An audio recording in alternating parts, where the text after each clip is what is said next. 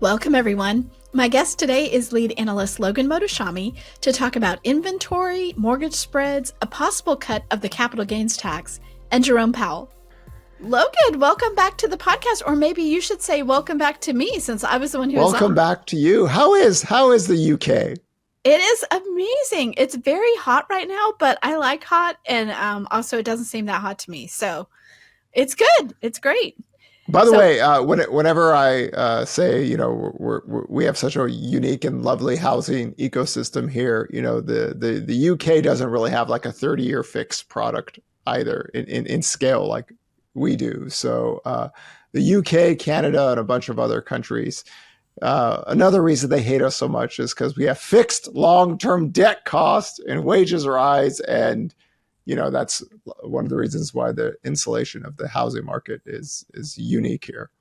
We're so lucky. We're so lucky. Okay, let's get into the tracker because we had some really interesting data lines this week. Do you want to start off with new listings? Yeah. So let's talk about the last 2 weeks. So before the July 4th weekend, the tracker data was showing some stabilization. Then July the 4th weekend came, and July the 4th weekend is on a Friday. So that basically means 2 weeks of data is going to be, nullified to a degree. But now that all of you that read the tracker, you guys can now visually see what holiday weekends, especially if it's on a Friday, Thursday's off, we're not working with a full deck.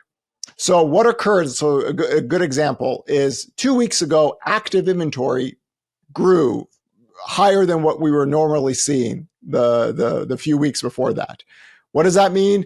Not a lot of people, not a full deck of buyers into the system's inventory can grow. Then this last week, inventory declined noticeably too, right? So we wrote the tracker saying inventory declined. What's up? This is just a function of the July the 4th weekend. You got the few days that are off the grid because people are coming in. Then you have the weekend where people are on vacation. So that looks perfectly normal to me. The new listings data, 2 weeks decline, happens all the time during this period as well. So that's not shocking. The weekly pending sales that we have, that's a little bit different than our total pending sales, 2 weeks decline out there. And now we can go back to normal. But I wanted to highlight this so everyone could understand that holiday weeks or weekends can cause chaos into weekly data. Just like the last few weeks of the year where people go, oh my God, nobody's filling out purchase applications. It's because it's Christmas and people are getting ready for the New Year's and they're on vacation.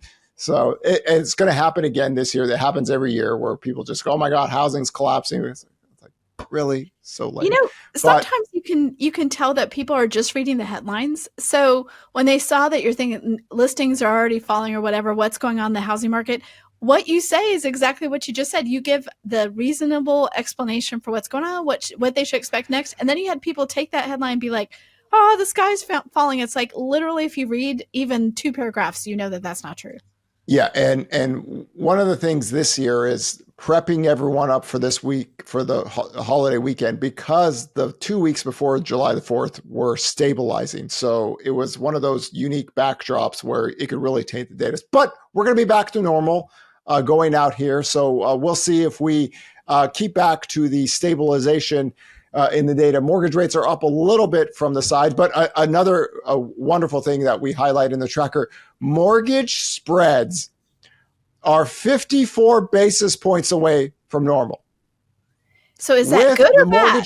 With mortgage-backed securities being sold off by the Federal Reserve, right? With the balance sheet reduction, and a lot of people said you can never see the mortgage-backed security. You want to see rookie ball people. If you really, really wanted to see rookie ball people, were the people that said mortgage-backed, the MBS market is toast. And the spreads are going to get, really bad, in 2024, which it goes against what has happened for many, many decades, because you have a bunch of people who have, I've always said this, we actually wrote an article, the biggest rookie housing people are the ones that said mortgage-backed securities, MBS, the whole housing market is based on MBS. They don't actually show the 1970s, 80s, or anything like that. The Federal Reserve wasn't in the market. So naturally the spreads are getting better it is a huge story this year because, a good example, Friday, the 10-year yield up 7, 8 basis points, hardly had any damage to rates because the spreads are getting better as rates go up. This is a really important thing because I think one of the wrong narratives was that the spreads get worse, like from 2023. That's not the worst part. It can get a lot worse, 5, 6 basis points, like what we saw in the 80s. Not the case. And we're not that far off from normal spreads, which means if you have a 435 10-year yield and the spreads get back to normal, just you can get 6% mortgage rates without the 10-year yield really going much lower. So that's a healthy thing, something to think about going out in the future. So I think we've debunked this one now that we're in 2025, that the spread's getting worse. Even with Godzilla tariffs, the spreads only got bad 20 to 25 basis points. We didn't get anywhere close to the 2023 level. So we had a market drama, global market drama, and the spreads even acted somewhat better in that environment. So that's something really positive to go down the line out here, because this, with the balance sheet reduction of the Fed and MBS, these things were supposed to make the spreads worse, not better. It's gotten better. It's 2025. It's July. It's summer. Did not happen, people. Why? Rookie ball. Rookie ball. By the way, we took out one of the ringleaders of the anti-central bank movement. Vlad, if you're seeing this, God bless your souls, but you just never learned to shut up too much. All right. Okay, well, I have something to say about spreads, but on that topic, I mean, it's pretty funny. You asked Grok to, I guess Grok did a roast of you, and it was hilarious. And one of the things it said was like, yeah, you challenge people to debates, but you're just going to show up with boring information, and you're not really going to do I'm going to show up with spreadsheets and a PowerPoint. bore people to death or something. Bore people. I mean, that's one of our things, give great data to your clients, but bore your family to tears. Right. So, that's what it is. I mean, remember, what is one of the saying? Economics done right should be terrible boring. It's not designed to be this hot, fun, sexy thing, but you can make it somewhat entertaining. That's what I try to do. But if you really do it the correct way, you don't doom porn 24/7. Right. And like we've always said, there's only one group of American citizens that do this day to day. And it's just, since birth, they are just doomed for life. Okay, well, back to spreads. I think the spreads at this point have just been, the bond market is sort of desensitized in a way that would have been hard to imagine, say, a year ago. Because like in the past, when we had like war news, or we had, the Silicon banking crisis, you had this really, you had these variables that would affect it. And now it feels like they kind of just shrug their shoulders. It's boring, Sarah. The mortgage rate pricing last few weeks have been very boring. That's a good thing. That is right? A good thing. Calm is a good thing, right? Chaos can cause, disruptions in the normal flows of business. But it is beautiful to watch that the spreads got better in 2025. And in this regard, how I look at it is, it looks normal if you look out the history of mortgage spreads and not overweight everything on the Federal Reserve, that you can reduce the balance sheet and still have spreads get better as volatility compresses, the Fed starts cutting rates. And again, 54 basis points away from normal. We're not that far off. And if that next level happens, I think when you get more Fed rate cuts, a little bit more assurance of what's going on, then, you could get that last level. And then it makes so much easier getting towards 6%. And why do we say that? Is that the housing data gets noticeably better for the existing home sales market for the builders when mortgage rates get towards 6%. So that's why we use that target, because we have data to verify it. And the spreads getting there is such a good thing. And every weekend with the tracker, we highlight what mortgage rates would look like if the spreads were as bad in 2023. Right. In some cases, we'd be near 8% this year, which we're not getting 23 straight weeks of purchase application data growth year over year if mortgage rates are near 8%. So positive, right? Positive story in that light. Another thing I wanted to ask you about the tracker, it's something that when I'm editing it, I often ask you like, hey, should we be worried about this? Or what does this mean? And that is the price cut percentage. So it's the number of homes that had to take a price cut before they sold. And now we're over 40%. So walk us through why that's not a big deal. Well, I'm biased here. I want a more buyer's market. So the whole concept of team higher rates was to get the price cut percentaging to increase. And that's what we saw in 2022. But remember, for those that read the tracker, we call it slope of the curve economics, right? The slope of the price cut percentage curve in 2022 was very aggressive because we went from a 3% mortgage rate to a 7% mortgage rate. I don't care. I'm smiling. I love the fact that this thing's at 40% because every year that goes by and price growth cools down, it makes housing a little bit more affordable down the line, which creates future sales. Where the savagely unhealthy housing market was the price cut percentages being as low it was a detriment. Up here, good to go. Down here, terrible, kills future demand. It's the third calendar year of the lowest home sales ever because prices escalate out of control. Right? But every year that goes by, affordability gets better in the sense that price growth cools down, wages are up, wages are outstripping home price growth this year so far. That's a positive. So in this context, I think it's not a detriment, it's a positive, but that's just me. That's how I've looked at it. Mark Zandi, a really good example. Mark Zandi did a whole thread. He's an economist for Moody's. He's like, oh God, we have yellow flags, red flags, housing market is everything. I was like, homie, we're 25% year over year growth with purchase apps. Home sales aren't crashing anymore. Inventory is growing back. You either have to be a pro supply person and be happy with this, or you're a faker. And a lot of people are fakers about inventory. They say, oh, we want more inventory. Here it is. Oh my God, inventory is so low. No, it's higher. We need lower rates. No, this is what we all wanted unless you were faking about it. And that's what I think. We have a lot of fakers out there because you should be slapping and happy and everything that inventory is up. We're just talking about the bottom levels of 2019. And people are like, oh my God, home prices might fall 0.8% for the year. Who cares? Positive. It creates a better wages grow, households for. When rates go, you get better demand for phone. Again, this is why we have a lot of soft men on the other side of the equation, right? Who think, hey, listen, we better watch out. No, this is all a positive, but you have to be a pro supply person. Because I see a lot of people who talk about, oh, we need inventory. Inventory is growing. Zip, nothing. They ain't talking anymore, right? No. So the legit people are happy about what's happening in housing in 2024 and 2025. So that whole thing was like, really? Is that like, I could understand if inventory was going vertical and purchase application data were falling and home sales were crashing. Yes, that supply and demand equilibrium was 2005 to 2007. That's what happened back then. That is a legit case. That is a detrimental demand because inventory is skyrocketing, demand is falling, right? Something is wrong with the ecosystem of housing. That is not the case now anymore.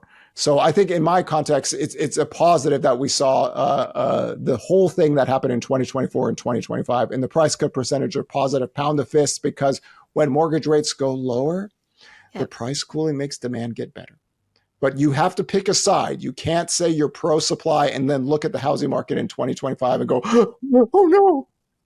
Y'all see what Redfin, remember Redfin's 10 weeks ago? Redfin's like, it's the biggest buyer sellers gap in history. Every week since then, as Redfin's off, home prices are at all-time highs.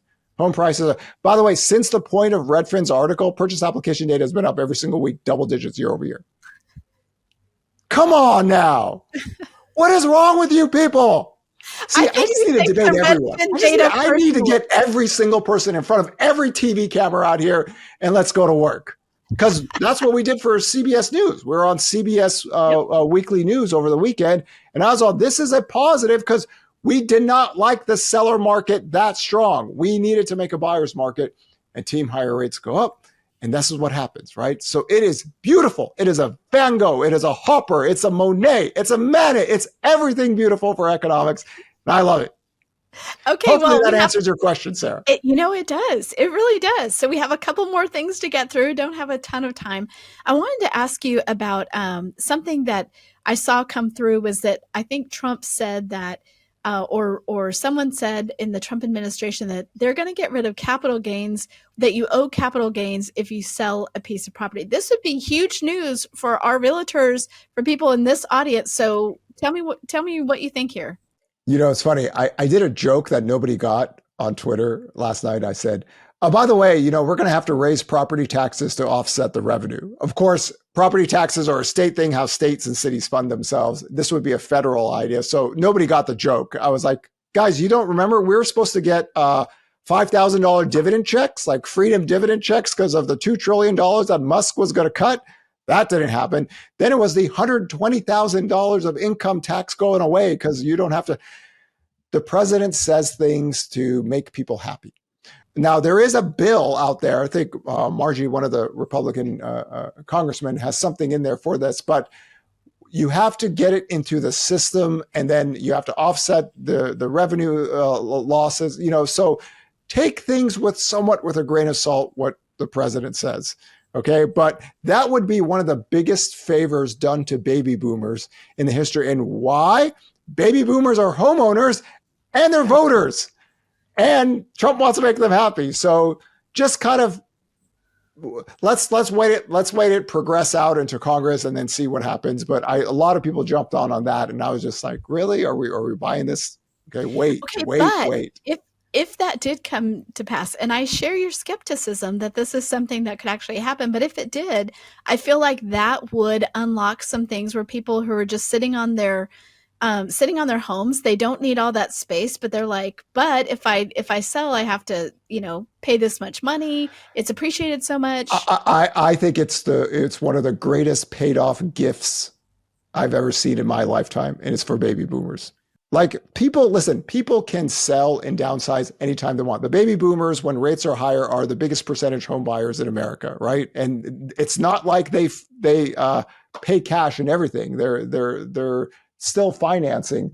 They can do this if they want to. But hypothetically, let's take someone who paid $100,000 for their house in sometime in history that I wasn't born, and now that house is $2 million, and oh God, that $500,000. I mean, think about it in general terms. Most Americans do not have over 500,000 plus of capital gains on their house, but because the median home price is what, 430 or somewhere around there.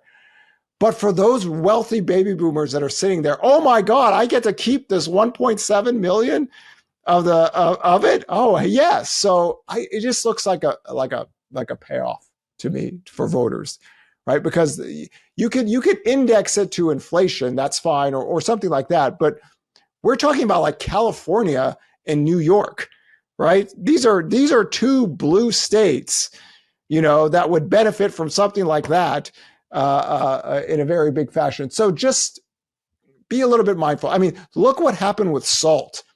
Like Republicans in the House had to strong arm Trump to get SALT deduction to go from 10,000 to 40,000, and they can do it because they had enough numbers to kill the big beautiful bill. So that's why Trump had to fold. So just remember that California and New York are like two different countries versus everyone else in America, right? I mean, I look in my neighborhood.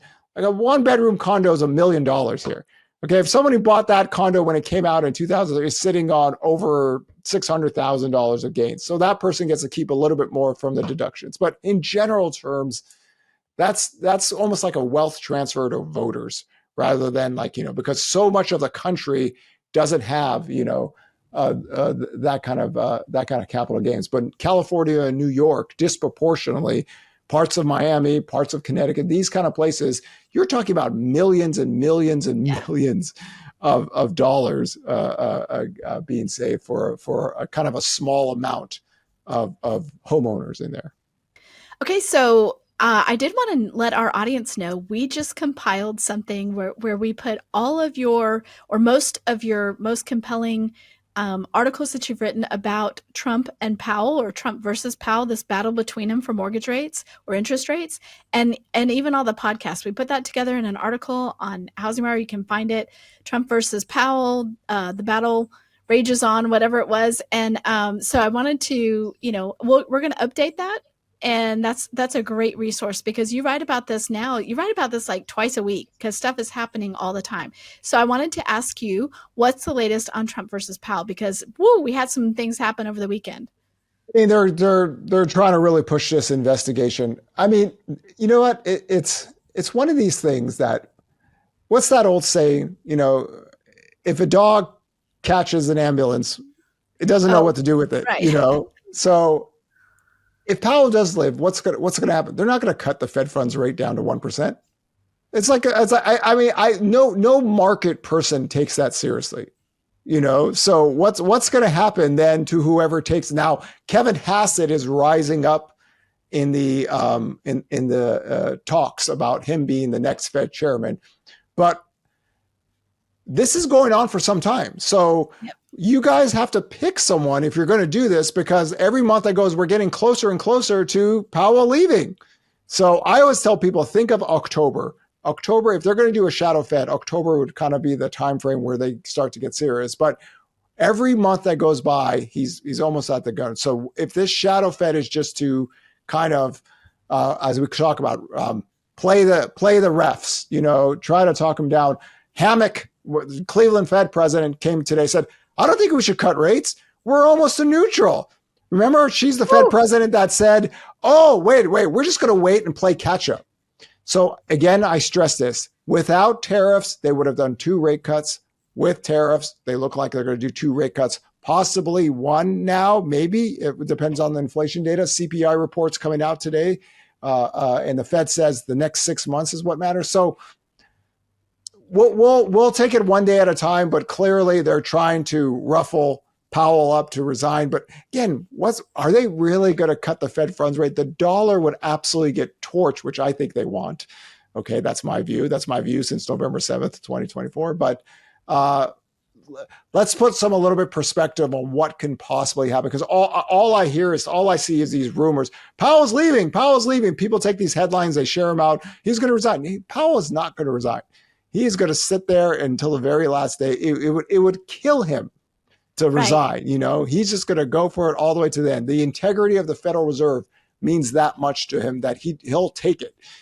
So let's be more realistic on what can happen. A shadow Fed, in theory, is something that could happen, but Powell resigning in that case, and we'll see what happens with the congressional investigations of him and, the money situation with the renovations.